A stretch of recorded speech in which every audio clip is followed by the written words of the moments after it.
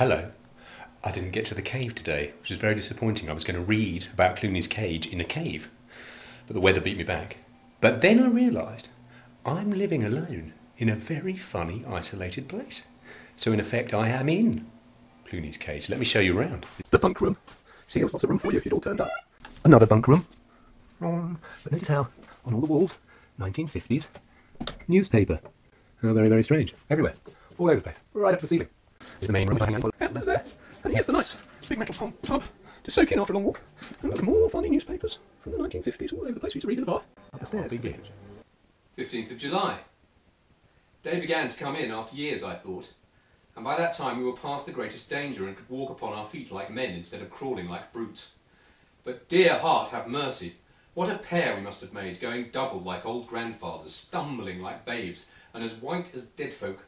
Never a word passed between us. Each set his mouth and kept his eyes in front of him, and lifted up his foot and set it down again like people lifting weights at a country play. That's a village fair. All the while with the moorfowl crying beep in the heather, and the light coming slowly clearer in the east. Remember, they walk at night mainly. I say Alan did as I did. Not that ever I looked at him, for I had enough ado to keep my feet. But because it is plain he must have been as stupid with weariness as myself and looked as little where we were going, or we should not have walked into an ambush like blind men. And it fell in this way. We were going down a heathery brae, Alan leading, and I following a pace or two behind like a fiddler and his wife, when upon a sudden the heather gave a rustle, 3 or 4 ragged men leapt out, and the next moment we were lying on our backs, each with a dirk at his throat. I don't think I cared. The pain of this rough handling was quite swallowed up by the pains of which I was already full, and I was too glad to have stopped walking to mind about a dirk. That's a dagger. I lay looking up in the face of the man that held me, and I minds his face was black with the sun and his eyes very light, but I was not afraid of him. I heard Alan and another whispering in the Gaelic, and what they said was all one to me. And then the dirks were put up, our weapons were taken away, and we were set face to face, sitting in the heather. They are Clooney's men, said Alan. We couldn't have fallen better. We'll just abide here with these, which are his out sentries, till they can get word to the chief of my arrival.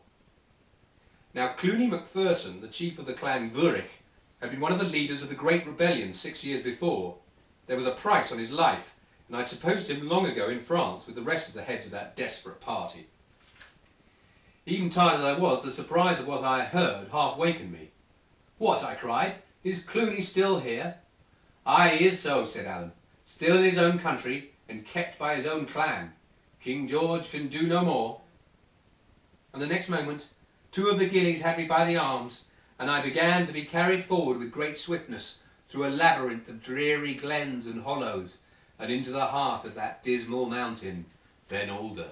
We came at last to the foot of an exceeding steep wood, which scrambled up a craggy hillside and was crowned by a naked precipice. It's here, said one of the guides, and we struck uphill. The trees clung upon the slope like sailors on the shrouds of a ship, and their trunks were like the rounds of a ladder by which we mounted. Quite at the top, and just before the rocky face of the cliff sprang over the foliage, we found that strange house that was known in the country as Clooney's cage. The trunks of several trees had been wattled across, the intervals strengthened with stakes, and the ground behind this barricade levelled up with earth to make the floor. A tree which grew out from the hillside was the living centre beam of the roof. The walls were of wattle and covered with moss. The whole house had something of an egg shape, and it was half hung, half stood in that steep hillside thicket, like a wasp's nest in a green hawthorn. I'd love to know what that looked like. Within, it was large enough to shelter 5 or 6 persons with some comfort. A projection of the cliff had been cunningly employed to be the fireplace, and the smoke rising against the face of the rock, and being not dissimilar in colour, readily escaped notice from below. This was but one of Clooney's hiding places. He had caves besides, and underground chambers in several parts of his country, and following the report of his scouts, he moved from one to another as the soldiers drew near or moved away. Sounds a bit Bin Laden, doesn't it? By this manner of living, and thanks to the affection of his clan, he had not only stayed all this time in safety, while so many others had fled or been taken and slain, very like Bin Laden, but stayed 4 or 5 years longer, and only went to France at last by the express command of his master. When we came to the door, he was seated by his rock chimney, watching a gilly about some cookery. He was mighty plainly habited, with a knitted nightcap drawn over his ears, I haven't got one of those, and smoked a foul cutty pipe. For all that, he had the manners of a king, and it was quite a sight to see him rise out of his place to welcome us. "Well, Mr. Stewart, come away, sir," said he, "and bring in your friend that as yet I dinna ken the name of." "Step in by, the both of ye gentlemen," says Clooney. "I make ye welcome to my house, which is a queer, rude place for certain, but one where I have entertained a royal personage, Mr. Stewart. Ye doubtless ken the personage I have in my eye.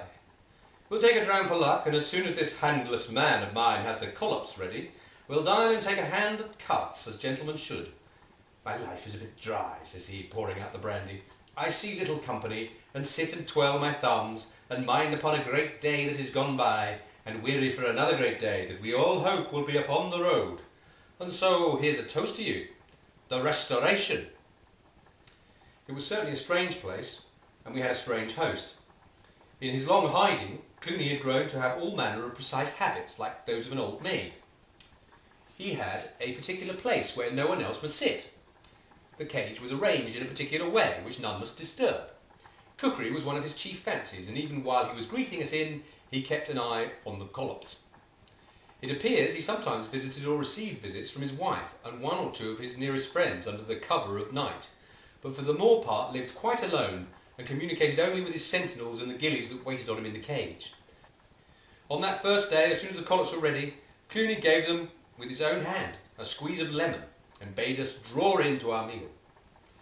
"They," said he, meaning the collops, "are such as I gave His Royal Highness in this very house, bating the lemon juice, for at that time we were glad to get the meat and never fashed the kitchen. Indeed, there were more dragoons than lemons in my country in the year 46. We were no sooner done eating than Clooney brought out an old-thumbed, greasy pack of cards, such as you may find in a mean inn, and his eyes brightened in his face as he proposed that we should fall to playing.